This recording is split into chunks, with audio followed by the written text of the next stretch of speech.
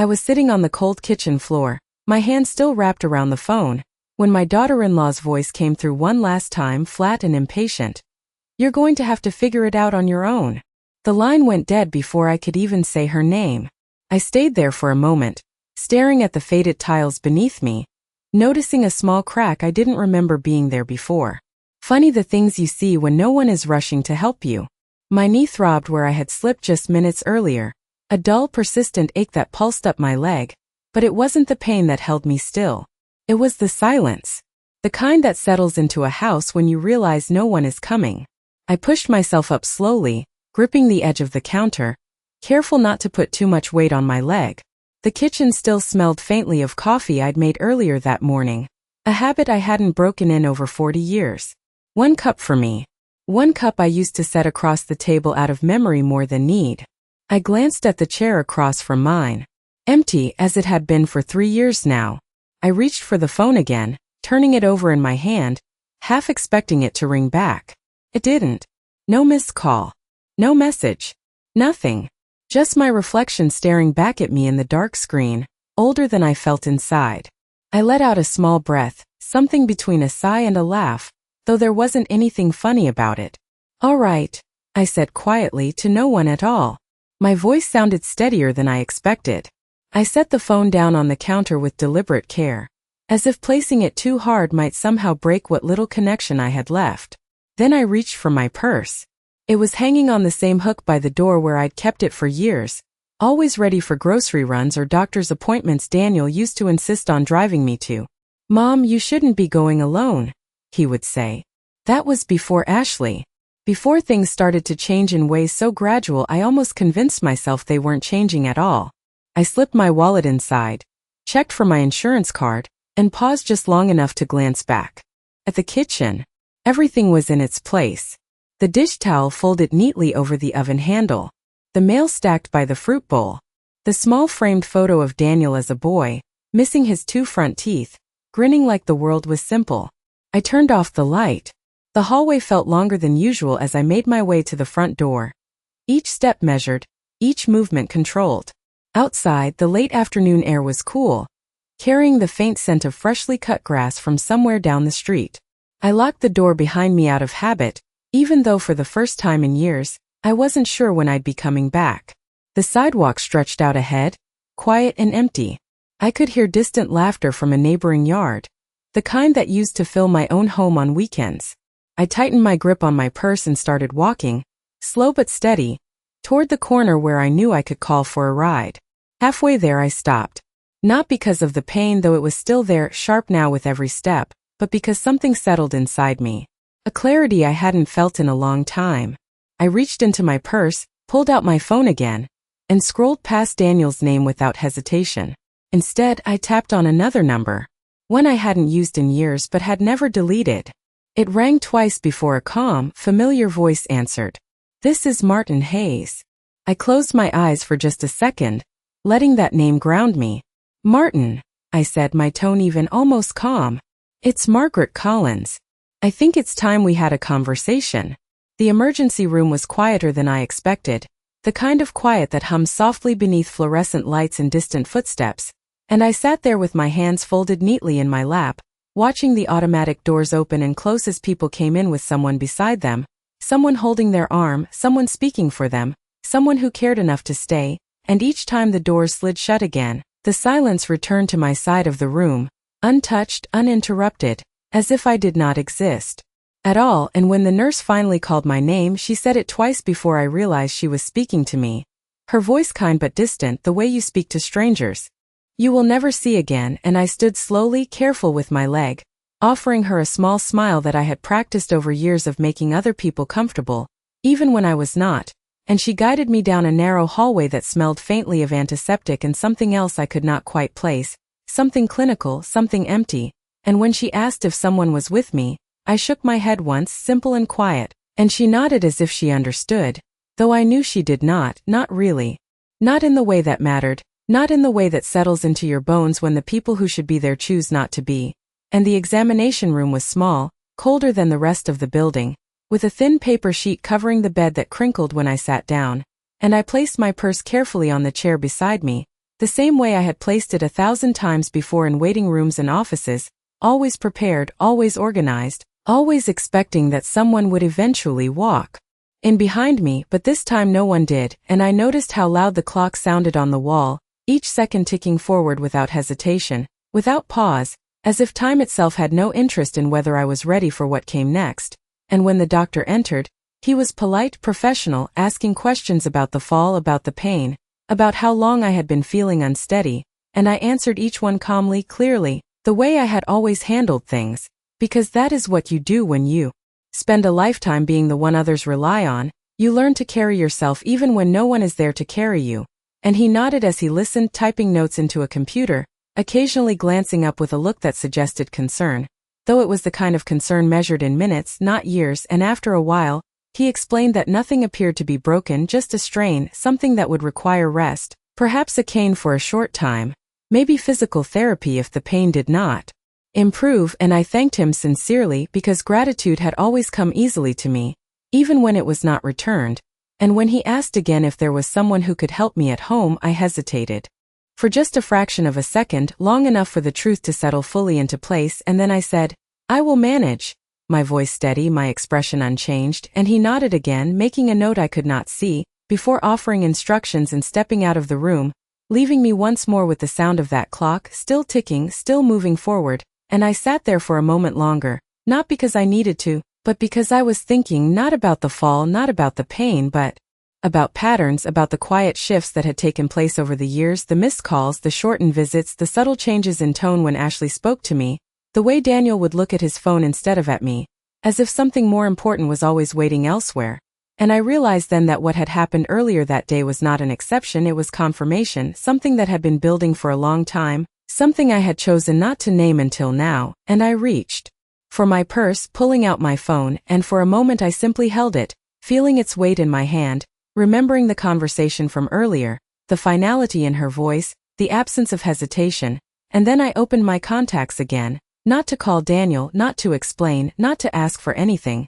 but to review what I already knew, what I had allowed to remain untouched for far too long. And when the nurse returned with discharge papers, she explained everything carefully, pointing to instructions, to numbers I could call if needed, and I listened, nodding at the appropriate times, my attention sharp now, focused in a way it had not been before, because something inside me had shifted, something quiet but unmistakable. And when she finished, she offered to call someone for me, just in case, and I smiled again, that same practiced smile, and said, "No, thank you," because for the first time, those words did not come from habit, they came from understanding. And as I stood up, taking my purse, adjusting my coat, I felt the weight of the day settle into something else entirely, not pain, not even disappointment, but clarity, the kind that does not rush, the kind that does not demand attention, the kind that simply exists, steady and certain. And as I walked out of that room, down the hallway, past the waiting area where families still sat together, I did not look for anyone anymore, because I already knew no one was coming, and for the first time that knowledge did not make me feel smaller, it made everything else clearer. I stepped out of the hospital into the early evening air, the sky painted in soft shades of orange and gray, and for a moment I just stood there, letting the cool breeze settle against my face as if it were the first real breath I had taken all day. And I realized how quiet everything felt without expectation, without waiting for a phone to ring or a car to pull up beside me, and when the driver I had called earlier arrived,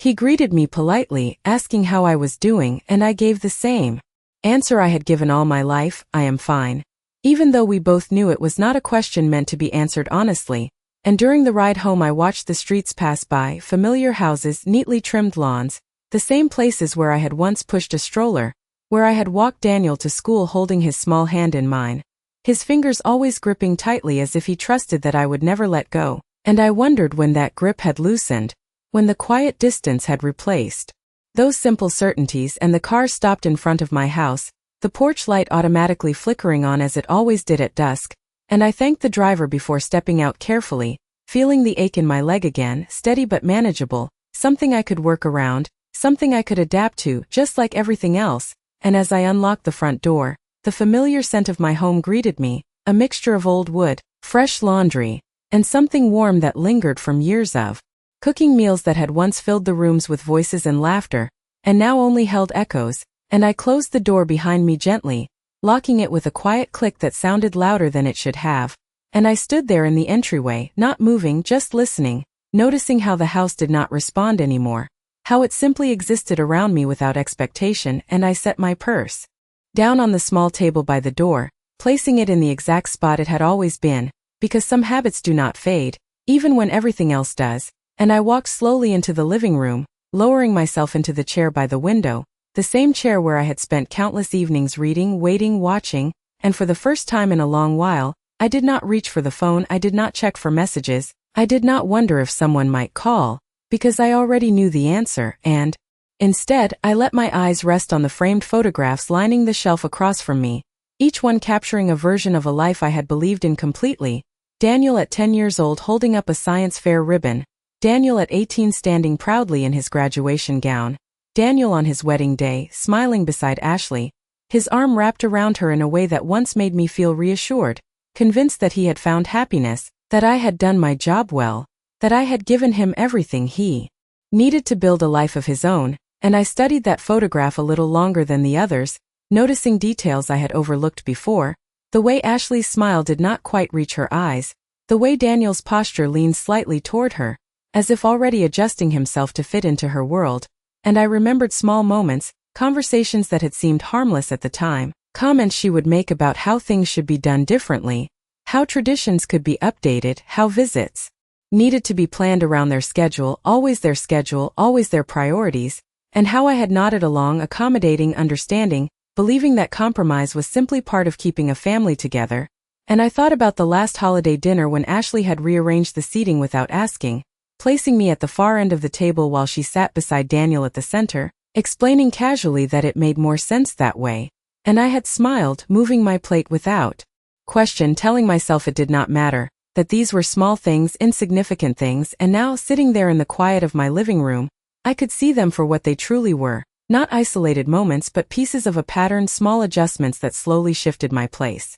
Until I was no longer part of the center at all, and I let that realization settle without resistance, without anger, just clarity, and I leaned back in my chair, folding my hands together, feeling a calmness that surprised me, not because the situation had improved, but because I had finally stopped trying to explain it away, and after a few minutes, I reached for the side table where an old leather folder rested, one I had not opened in years, its edges slightly worn from time, and I pulled it toward me, opening it carefully, revealing neatly organized documents, papers that had once seemed like distant responsibilities, things to be handled eventually, things to be discussed when the time was right, and I glanced at the top page, recognizing the name printed clearly across it, Martin Hayes, and I allowed myself a small, quiet breath, not of relief but of readiness, because for the first time, I was no longer reacting to what had been done to me. I was preparing for what I would do next, and as the evening light faded slowly through the window, casting long shadows across the room, I sat there with those papers in front of me, not rushing, not hesitating, simply understanding that everything I needed had been within my reach all along. I had just been waiting for the moment when I was ready to use it. I did not sleep much that night, not because of the pain in my leg, but because my mind had finally stopped avoiding what it had known for a long time. And as I sat at the kitchen table the next morning with a cup of coffee growing cold in my hands, I let the memories come without pushing them away, one after another, clear and unfiltered, like photographs laid out in careful sequence, and I saw Daniel as a little boy again, sitting at this very table with his homework spread out in front of him, his brow furrowed in concentration while I stood at the stove making dinner after a long shift, the smell of something simple filling the house, something warm, something steady, and I remembered how he would look up at me with that same trusting expression, asking if I could check his answers, if I could help him understand something that did not make sense yet, and I always did, no matter how tired I was, no matter how late it had gotten, because that is what you do when someone depends on you. You show up again and again without question, without hesitation, and I remembered the years that followed, the sacrifices that never felt like sacrifices at the time, working 2 jobs when things were tight, selling the car we had once saved for because tuition came first, telling myself that everything I was building was not for me but for him, for his future, for the life he would one day live without struggle, and I believed in that future with a certainty that never wavered, even when everything else did. And when he graduated, standing there in that cap and gown, taller than I had realized he had become, I felt something settle in my chest, a quiet pride that did not need to be spoken aloud, because it was understood, because it was shared. And when he introduced me to Ashley for the first time, I welcomed her without hesitation, opening my home, my table, my routines, making space for her as naturally as I had made space for him all those years before, because that is what family is supposed to be, something that expands, something that grows, something that holds more without letting anything fall away.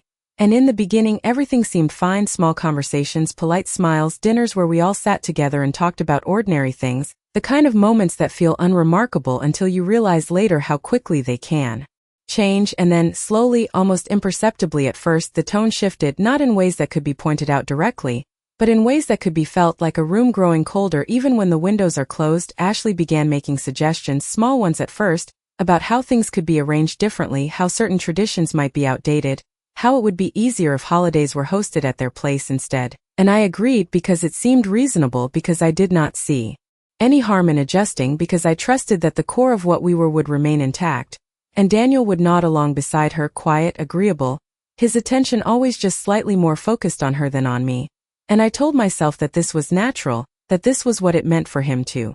build his own life, that stepping back was not the same as being pushed aside. And so I stepped back willingly, adjusting, accommodating, making room again, just as I always had. And over time, the invitations became less frequent, the calls shorter, the visits more structured, always fitting into a schedule that was no longer mine. And when I did see them, there was always a subtle distance, a careful politeness that replaced the easy familiarity we once shared. And I noticed how Ashley would answer questions directed at Daniel, how she would make decisions before he had a chance to speak, how she would smile in a way that closed conversations instead of opening them. And I noticed how Daniel allowed it, how he seemed to move within that structure without resistance, as if it were simply easier that way. And I told myself again that it was nothing, that I was reading too much into small things, that families change, that people grow, that this was just another phase, another adjustment. And I held on to that belief longer than I should have, because it was easier than admitting what was really happening, easier than seeing that the space I had created for them had not been shared.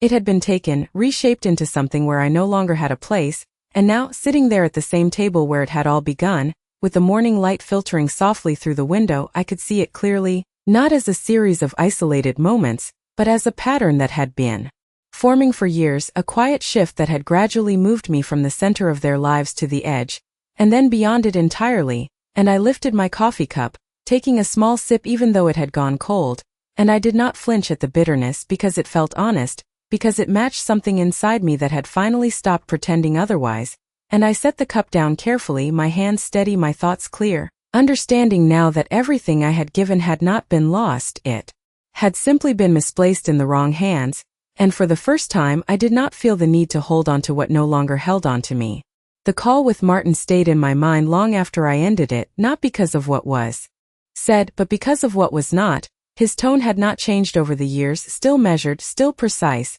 the kind of voice that did not waste words and did not ask unnecessary questions. And when I told him it was time, he had simply replied, "I understand," as if he had been expecting this moment long before I had allowed myself to reach it. And later that afternoon, as I sat at the dining table with the leather folder open in front of me, I ran my fingers lightly over the documents, each page neatly organized, each signature placed with intention, and I remembered the day we had first arranged all of this, sitting across from Martin in his office while my husband was still alive, his hand resting over mine as we listened carefully, making decisions that at the time felt distant, almost theoretical, like something that belonged to a future we did not want to imagine, and yet we had prepared anyway, because he had insisted, saying softly that security was not about expecting the worst, it was about being ready for it. And I had trusted him, just as I had trusted everything we built together. And now, looking down at those same documents, I realized how quietly they had been waiting, unchanged, unaffected by time, untouched by the shifting dynamics of family and expectation. And for the first time, I saw them not as paperwork, but as something else entirely, something steady, something that belonged to me in a way that could not be redefined or taken for granted. And I turned to the page that outlined the trust, reading each line carefully, not because I did not understand it, but because I wanted to see it clearly, without assumption, without the lens of what I had once believed would naturally follow. And I noticed the specific language, the conditions, the names, the way everything had been structured with intention, not just for distribution but for protection. And I leaned back slightly in my chair, letting that realization settle, because it changed Something fundamental, something I had not fully acknowledged until now, that what I had built, what we had built, was never meant to be handed over without thought, without care, without consideration of how it would be received. And I thought about Daniel, about the way he had spoken less over the years, about the way his choices had become aligned with someone else's voice, and I did not feel anger, not in the way one might expect, but something quieter, something more defined, an understanding that he had made his own decisions, that he had chosen his place just as I was now choosing mine. And I closed the folder gently, placing both hands on top of it for a moment, as if grounding myself in that decision, and then I reached for my phone again, dialing Martin once more, not to ask questions, but to confirm what I already knew, and when he answered I spoke calmly, outlining what I needed, what I intended, and he listened without interruption, responding only when necessary, explaining the steps with the same clarity he always had. And when the call ended, I set the phone down and sat there in silence, not waiting, not second-guessing, just allowing the decision to exist fully without doubt. And as the afternoon light shifted across the room, casting long shadows along the floor, I realized that nothing had changed externally. The house was still the same, the air still quiet, the absence still present, but internally something had moved into place, something that had been unsettled for a long time, and I stood up slowly, taking the folder with me, placing it back in its proper place, not hidden, not forgotten, but exactly where it belonged. And as I walked back through the house, I noticed how different it felt, not because anything had been added, but because something unnecessary had been removed, the expectation that someone else would define my place. And I paused by the window, looking out at the street as the evening approached, the same street that had once carried so many familiar routines, and I understood then that what came next would not be loud, it would not be dramatic, it would not require explanation. It would simply unfold, step by step, exactly as it needed to, and for the first time I felt no urgency to rush it, because I knew with complete certainty that I was no longer reacting to what had been taken from me, I was deciding what would remain. The next morning arrived with a quiet stillness that felt different from the days before. Not heavier, not lighter, just clearer. And I moved through my routine without rushing, measuring each step carefully as I adjusted to the stiffness in my leg, noticing how even the smallest movements required attention now, but instead of frustration, there was a calm acceptance, as if my body was simply reminding me to slow down long enough to see what I had been overlooking. And as I stood at the kitchen sink rinsing my cup, I heard the faint vibration of my phone against the counter, a sound that once would have pulled my attention instantly, but now I let it ring twice before turning, drying my hands deliberately before picking it up, and when I saw Daniel's name on the screen, I did not react immediately. I simply looked at it, observing it the same way I had begun to observe everything else, without assumption, without urgency, and when I answered, my voice was steady, unchanged. "Good morning, Daniel." And there was a pause on the other end, brief but noticeable, as if he had expected something different, perhaps concern, perhaps need, but instead, there was only calm, and he cleared his throat slightly before speaking, asking how I was, mentioning that Ashley had told him I had not been feeling well the day before, and I listened carefully, not to the words themselves, but to the distance within them, the way the concern sounded practiced rather than present, and I replied simply, "I am managing," allowing the silence that followed to stretch just long enough to settle between us, and he hesitated before continuing, explaining that they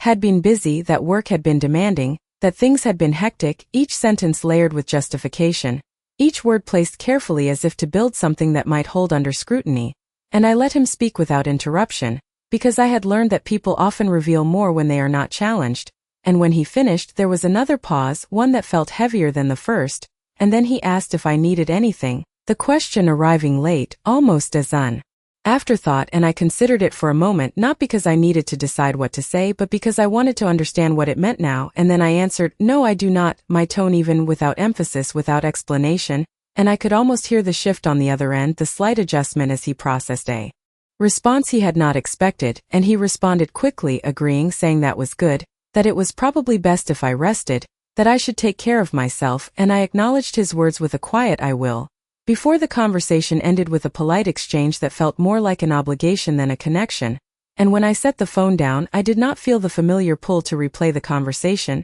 to analyze what had been said or what had been left unsaid, because there was nothing left to interpret, everything had already been made clear, and instead, I walked slowly to the living room, taking my seat by the window once again, the same chair, the same view, but a different understanding, and I noticed how the morning light filtered through the glass, casting soft patterns across the floor, steady and predictable, unlike the shifting expectations I had once tried to hold on to. And after a few minutes, the phone vibrated again, this time a message, and I glanced at the screen to see Ashley's name, a short text asking if everything was okay, followed by a brief comment about how she had been concerned, the words arranged neatly, politely, without warmth, and I read it once, then set the phone back down without responding, not out of spite, not out of anger, but because I understood that not every message required an answer, not every gesture required acknowledgement, and as the silence returned to the room, I found that it no longer felt empty, it felt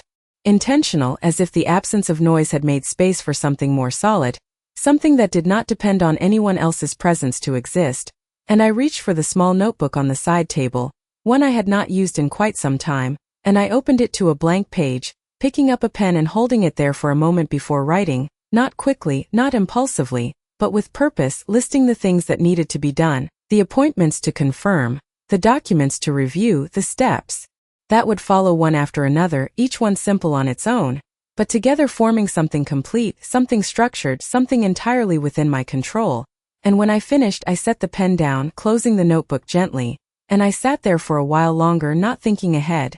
not looking back, just present in the quiet certainty that had taken its place, understanding that what I was doing did not need to be announced, it did not need to be explained, it only needed to be done, and for the first time in a very long time that was enough. 2 days later, I called Daniel again, not because I needed to, but because I wanted to see something clearly, something that could no longer be assumed or softened by memory, and when he answered this time, his voice carried a slight distraction, the faint sound of movement in the background, as if I had interrupted something more important, and I spoke simply, "Daniel, I have a follow-up appointment this Friday, and they advised me not to drive for a few days." And I let the sentence settle. Without adding anything more, without filling the space that followed, and there was a pause, longer than the ones before, long enough for the truth to begin forming even before he spoke, and when he did, his tone shifted slightly, careful, measured. "Friday might be difficult, Mom, we have a lot going on this week," and I could hear Ashley's voice faintly behind him,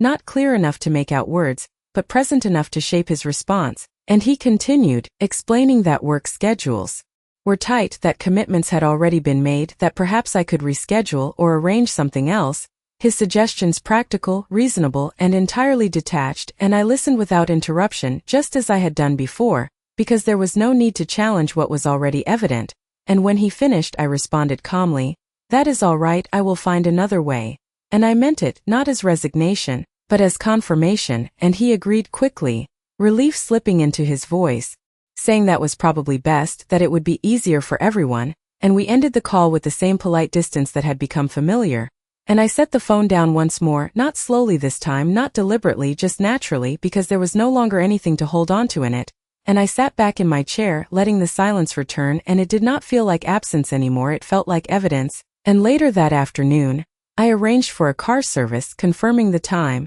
noting the details, handling it the same way I had handled everything else in my life, efficiently, without complication, and as I wrote it down in my notebook, I noticed how steady my hand was, how clear the list had become, no longer filled with uncertainties or questions, just actions, steps, decisions. And that evening, as the sun lowered behind the houses across the street, I prepared a simple dinner, moving carefully but confidently through the kitchen, measuring each step, each reach, each turn, not rushing, not struggling, just adapting, and I set the table for one, placing the plate, the glass, the utensils in their usual places, not out of habit alone, but because it felt complete, and as I sat down, I glanced once more at the empty chair across from me, the one that had once held conversation, laughter, presence, and I realized that I no longer felt the need to imagine it filled, I no longer needed to pretend that something missing was still there. And after dinner, I cleared the table, rinsed the dishes and dried them carefully, placing each one back where it belonged, the quiet rhythm of the routine grounding steady, and when I returned to the living room, I paused by the shelf of photographs again, but this time I did not study them for meaning, I did not search for explanations, I simply acknowledged them as they were, moments captured, unchanged, separate from what had come after, and I turned away without hesitation, walking back to my chair by the window, where the last light of the day was fading into evening, and I sat down, folding my hands together, feeling the stillness settle around me, not heavy, not empty, just present, and I understood then that what I had been waiting for was not an apology, not a realization, not a change in someone else's behavior. It had been this moment of clarity where nothing needed to be proven anymore, where everything had already been shown. And as the room grew darker and the streetlights flickered on outside, I remained there, calm, certain, knowing that the next steps were no longer about testing what others would do. They were about confirming what I already knew. And I did not need to rush that either, because some answers reveal themselves fully only when you stop asking for them. Friday arrived with a quiet precision that matched everything I had set in motion, and I was ready before the car pulled up outside, my coat folded neatly over my arm, my purse resting exactly where it needed to be. And when I stepped out onto the porch, the morning air felt crisp, steady, unchanged by anything that had shifted within me, and I locked the door behind me without hesitation, not as a temporary gesture, but as something more final than I had allowed myself to acknowledge before. And the driver greeted me politely, opening the door as I eased myself into the seat, careful with my leg but no longer uncertain. And during the ride, I did not look back at the house, I did not replay conversations, I did not question what I was doing, because there was nothing left to reconsider. And when we arrived at the office, the building stood exactly as it always had, quiet, professional, unassuming, and I made my way inside, the familiar scent of polished wood and paper greeting me as I stepped into the reception area. And when the receptionist saw me, she offered a warm smile, recognizing me even after all this time, and I returned it with the same calm expression I had carried with me all week. And within moments, Martin appeared in the doorway, his presence steady, unchanged, and he gestured for me to come in without unnecessary words. And as I followed him into his office, I noticed how everything remained in its place, the desk organized, the chairs positioned carefully, the same quiet order that had always defined him. And I took my seat across from him, placing my purse beside me, my hands resting lightly on my lap, and for a brief moment, neither of us spoke, not out of uncertainty, but because there was no need to rush what had already been decided. And when he finally began, his voice was calm, direct, outlining the documents we had discussed, the adjustments that had been prepared, the conditions that would now be enforced, and I listened carefully, not because I was unsure, but because I wanted to hear it clearly, to understand each detail without assumption. And as he spoke, he placed the papers in front of me one by one, each page carrying the weight of decisions made long ago, now brought forward with purpose, and I read through them slowly, my eyes moving steadily across the lines, recognizing the language, the structure, the intent. And when I reached the sections that outlined the revisions, the changes that would redefine everything that had once been expected, I did not hesitate, I did not question, I simply acknowledged what was already true. And when Martin slid the pen across the desk toward me, I took it without pause, my hand steady as I signed each document in turn, my name written clearly, deliberately, exactly where it needed to be. And with each signature, something settled further into place, not as an act of reaction, but as confirmation. And when the final page was complete, I set the pen down gently, looking up at Martin as he gathered the documents, reviewing them briefly before nodding once, a quiet acknowledgement that everything was now as it should be. And he explained the next steps, the formalities that would follow, the notifications that would be issued, all of it handled with the same precision that had guided every part of this process. And I listened, not with urgency but with understanding, because none of it felt uncertain anymore. And when the meeting concluded, I stood slowly, adjusting my coat, collecting my purse, and Martin walked me to the door, offering a simple, respectful farewell that did not require elaboration. And as I stepped back into the hallway, I felt the same calm certainty that had carried me there, unchanged, steady. And when I exited the building, the sunlight felt a little brighter, not because anything outside had changed, but because something inside me had fully aligned. And I paused for just a moment on the steps, looking out at the street ahead, not searching, not waiting, just observing. And then I continued forward, each step measured, each movement intentional, knowing that what had been done did not need to be explained. It would reveal itself in time, exactly as it was meant to. And for the first time, I did not feel the need to prepare for what others might say or do, because whatever came next would not change what had already been decided. And as the car door closed behind me once more,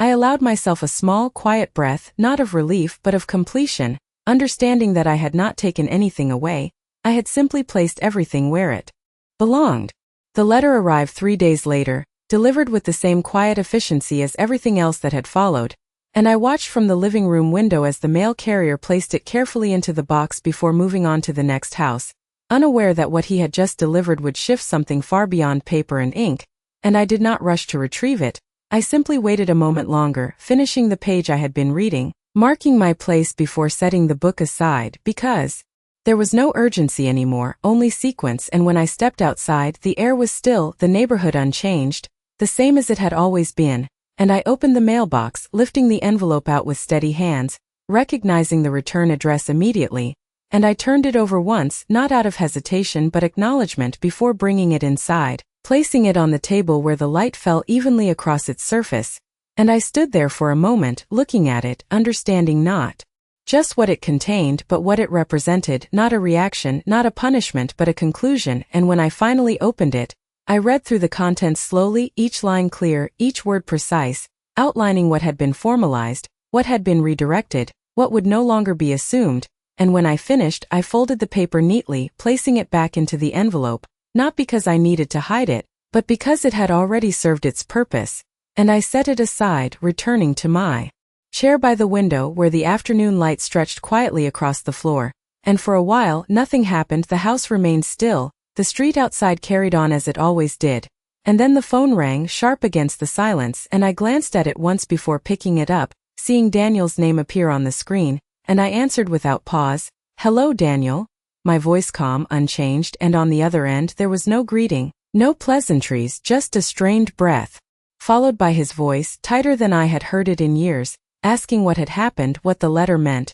his words moving quickly, overlapping, as if he were trying to piece something together that no longer fit, and I listened without interruption, letting him finish, letting the questions settle into the space between us. And when he stopped, waiting for an answer, I spoke simply. "It means everything is exactly where it should be." And there was a pause, longer than any before, filled not with confusion, but with the realization that something had changed in a way that could not be reversed, and he responded again, his tone shifting between disbelief and urgency, asking why I had done this, why I had not spoken to him first, why I had made such a decision without involving them, and I considered his words. Briefly, not because I needed to search for an answer, but because I wanted to choose it carefully, and then I said, "I did speak, Daniel, you just did not listen." My voice steady, without accusation, without anger, just fact, and the silence that followed was different this time, not empty, but full, as if everything that had gone unsaid for years had finally found its place, and he tried again, softer now,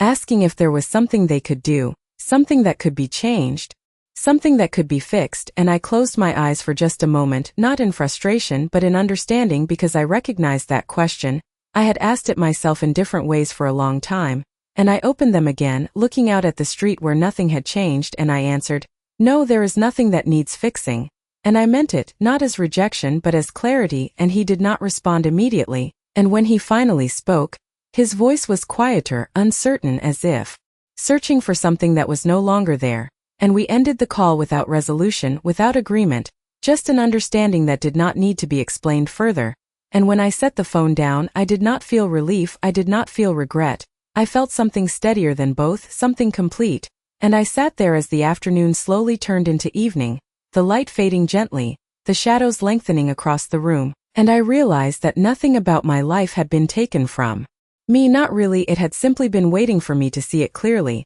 to place it where it belonged, and as the first streetlight flickered on outside, I allowed myself a small quiet breath, not because something had ended, but because something had finally aligned, and I spoke the